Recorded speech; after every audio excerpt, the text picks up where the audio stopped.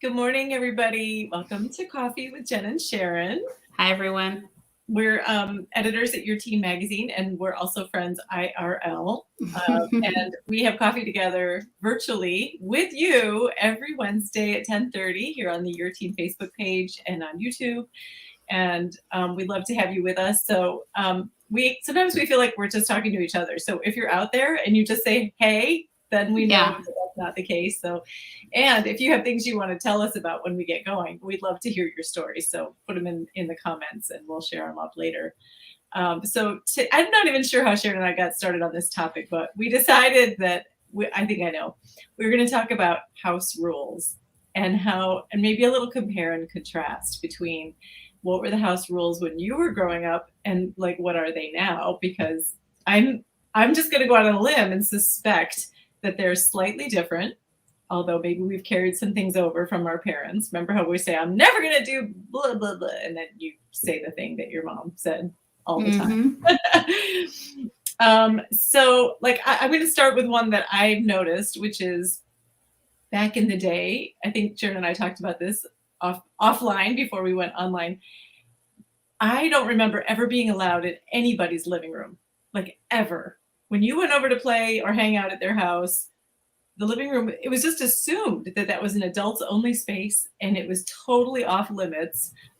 And your job was to be outside or in the basement, if there was a basement, or a playroom, if they were lucky enough to have a playroom. Or maybe if you knew a teen who had a hangout room with like the beanbag chairs, that was like super cool. That was next level, but that was very unanticipated. Most of the time it was just assumed that you were going to stay out of the living room and you were to be kind of out of the way. And there were the carpet vacuum lines were there. It was almost like it could be proven if you had breached the barrier and you'd walked across the living room. Yeah, it was like a museum space in there. Like there should be a velvet rope across the living room. And I don't know about you, Sharon, but like when my kids' friends would come over, they more or less would gravitate to the basement because that was a more comfortable place for them to hang out and not be within earshot of us. But I didn't ever get the sense that they felt like they shouldn't be in our space. Like sometimes I would come home and there'd be a gaggle of teens around our dining room table and I liked it. I'm happy with it. I'm happy they felt welcome there. That would have been unimaginable in my growing up time for us to just gather around my parents' dining room table while they were around. I have to confess that growing up, we were allowed in the living room. And I don't remember there being any off limits, but that was partly because we were a family of 7 and there was only so much space in the house. Gotcha. And our family room was so tiny, there wasn't a place to sit. There was a piano and like a sliding door and so if you were going to hang out with people, it was either going to be in the basement, which was a big play area for us, or in the living room with its rust brown shag carpet. Oh, yes. Classic. Okay, so tell me, you give me one that a house rule, like compare and contrast from today versus your parents. Another one where our parents were stricter, and I have one where our parents were looser a lot of times, but for now, our parents were stricter about eating in the car. Somehow, now all the cars come with 15 11 cup holders, 11 cup holders, whatever it is. No one could go anywhere without being hydrated. Doubly hydrated. There's more cup holders than people in your car for sure. Like there should be absolutely. Now I will admit I used some of them. Like I have a hand cleaner gel one in one of them, and then when you're on a trip and you want both coffee and water, it does come in handy. It does. But I don't remember ever having like goldfish I mean, we didn't really buy goldfish crackers. I don't know if they existed, but we didn't have snacks in the car. And I guess we just waited. Yeah, we did too. And every summer we would take a 10-hour car ride we are also a family of 7 plus a dog. We would take all of us in the family truckster from point A to point B, 10-hour drive. And my mom packed sandwiches because the idea of going to a restaurant was crazy. You weren't going to do that with that many people and a dog. And there were picnic benches at the rest areas. But you didn't break it out until it was lunchtime.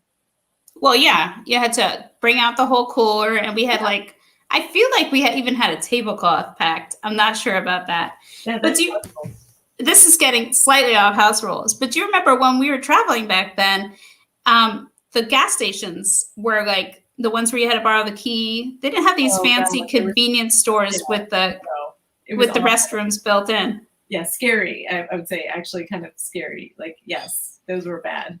And yeah, no good. Yeah, there was no snacking across state lines.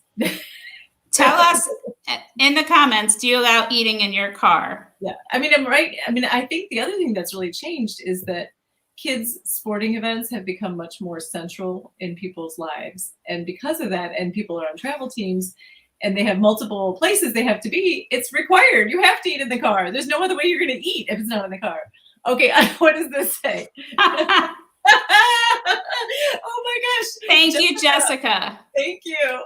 But not in the US until the 60s. Well, Jessica, I hope you don't think we were born in the 50s because we were both solidly born. Oh, wait, you were born in the 60s. I was born in the very late 60s. All right, I was born in the 70s, but still, you were not eating goldfish crackers in the 60s. Yeah, probably.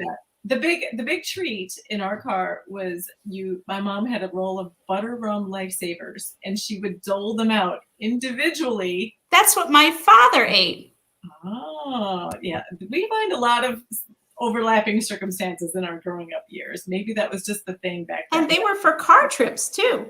Only for car trips. Did lifesavers? Yes. Did lifesavers have some sort of ad campaign in the 50s that we don't know about that said must take butter rum lifesavers on all road trips? No, I'm wondering. I don't know. And also, I mean, as long as we're on the whole car trip thing, there was no in-flight entertainment. No, there was no screen on the back of your parents' car for you to watch videos. There weren't videos, first of all. My kids, I crack them up when I tell them that, like, my mom would give us a coloring book and a pack of five crayons, not the big variety pack. You got a pack of 5 crayons and a coloring book to keep you happy for the 10-hour drive, and the doled out butter rum lifesavers. Like, I don't even remember being that small. And remember, we didn't have booster seats, so I don't even know how I would have seen out the window when I was really little. Well, that brings back another bad memory, which was I was constantly car sick because I couldn't see out the window, and I was the youngest, so I'd sit in the middle. The bench seat. Tell me, please, in the comments, tell me if you were the kid who had to put your feet over the hump in the car. Because the hump, I remember that. Yes. Yeah, that was super not fun. Anyway, that's the summer version of house rules. But like, so what else is different, and or tell me what house rules you have imposed that your kids may or may not follow. Wow. This is one. Before we go on, Lori allows eating in her car, especially with a sports kid. That's what I'm saying.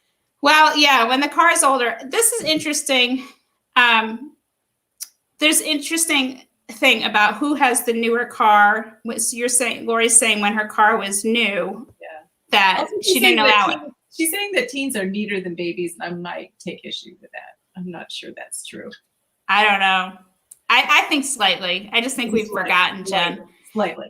But this is also, who has the newer car? If you have 2 parents in your house, does one have a newer car than the other, and are they more protective? Well, you can eat mom's car, but not dad's car. Yeah, I like how I don't want to throw you under the bus here, but some parent, and it might have been you, told me that they corrected their spouse and said, "Oh, I have a car." This is me. Yeah. So we have a minivan, and then we have a little sedan. And my husband refers to the little sedan as his car and the minivan as my car. And I say, no, I don't have a car. We have a family car, and you have a car. That is not my car. There's nothing about it that's my car. I didn't pick it because I like the look of it. I don't get to put in it what I want. I don't get to impose, I don't get to keep it clean. People are always dumping stuff in my car. I'm the one who's hauling stuff. Yeah. Maybe but I'm not bitter or anything. No, but let's be realistic. It isn't really our car. It is the shared family car. And it's probably more than likely the one that your kid's learning to drive on. Yeah. Am I correct about that? Yes. Well, he's driven both. So okay. Yeah. Well, the thing was, like, the kids learned to drive in my car because we had it all the time, and my husband had That's his car true. at work. But when it came time to take the driver's test, they wanted to use Dad's car because it's smaller and you can get it through the cones.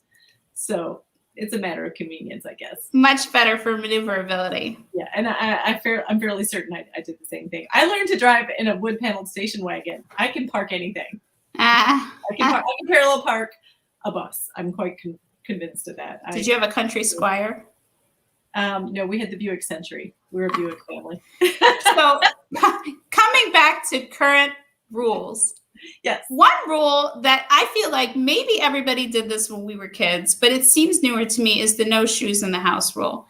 I don't remember that being a rule in my house growing up, but that's definitely like, it's actually a rule that pretty much works. Like the kids actually take their shoes off when they come in the house. They're everywhere. Yeah. But they actually take them off. And then the opposite is that when I was a kid, we ran barefoot all summer long. Like, oh yeah, we did too. My feet were just filthy dirty. And it drives their father crazy. If he sees them in the yard with no shoes on. I always stay silent. But it's between him and them. He says, I want you to put shoes on. Don't go out without shoes on. So I think the thing that really bugs me is when they wear their socks outside. Oh yeah, for sure. I'm fine with them going barefoot. I'm like, barefoot or shoes, but no socks. Don't wear. We have a lot of sock pet peeves, Jen. Yeah, I know. Socks are a problem. Between them being left around the house, singles not making it back to their mates. Yeah, nobody ever socks being ruined. Right, nobody ever wants to put them away. Yeah. But that was something that my mom, at some point, she also, I must have inherited this. She became so peeved about the sock situation. We actually had something in our house called a socks box. And because she was still doing laundry for all of us at some point, and that's a lot of socks to have to pair. And at some point in her life, she was just done with it. And she said, all socks are going in the box. And whoever is watching TV can sit there and pair up all the socks. That was the expectation. I would like to ask her now how that worked out. I bet it didn't work out as well as she thought it should. But I feel like that happens to me sometimes too. I think I'll have a brilliant idea. Like my idea last summer was everybody gets one glass a day. Huh. I bought everybody these Tervis tumblers. And that was what they were supposed to use. Right. Because so pretty. They all look different. Everybody had a different one. So the idea, because you know what happens? You take a glass, you put it on the counter, and you think, now I don't remember if that's my glass or if that's somebody else's. Totally. Glass. So they just go get another glass, and then another glass, and then another glass. And pretty soon by the end of the day, the cupboard is bare. The counter is covered with glasses. And so I thought this would be really smart. Everybody would use their own water cup, and they won't do it. They just won't do it. They won't do it. No. Okay, Lori says she agrees with Sharon. She wore her shoes growing up in PA in the house, except when wet from snow or rain, and not in my home. Shoes are off, and we run barefoot. The floors stay cleaner this way. Yes, that's all true. Maybe we just don't clean as much, and that's why we don't want the shoes in the house. Well, it could be. That could very well be. So okay, let's see. Is there one more rule you want to share? Well, I'm debating. I could talk about cell phone rules, but that's kind of boring. We talk about it all the time. Right. So I'm going to talk about a rule that's useful for all of us.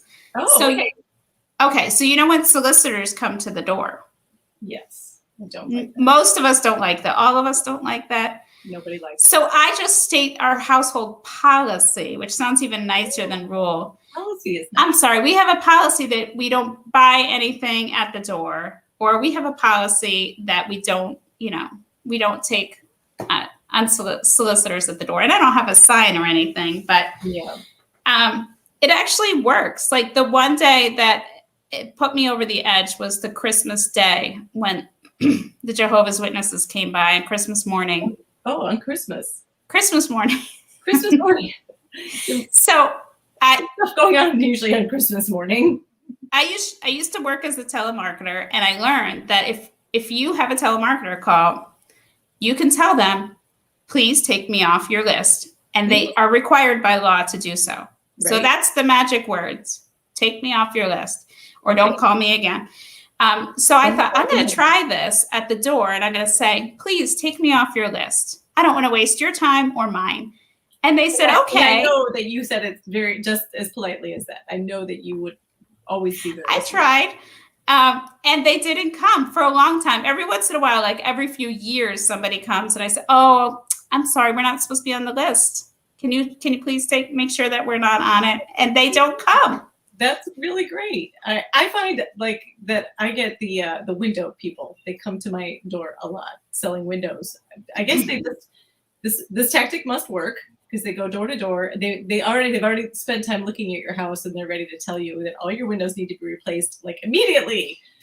And they always have a knack of showing up when I'm like on a conference call or doing this with you. And most of the time I can ignore it, but sometimes they're quite persistent.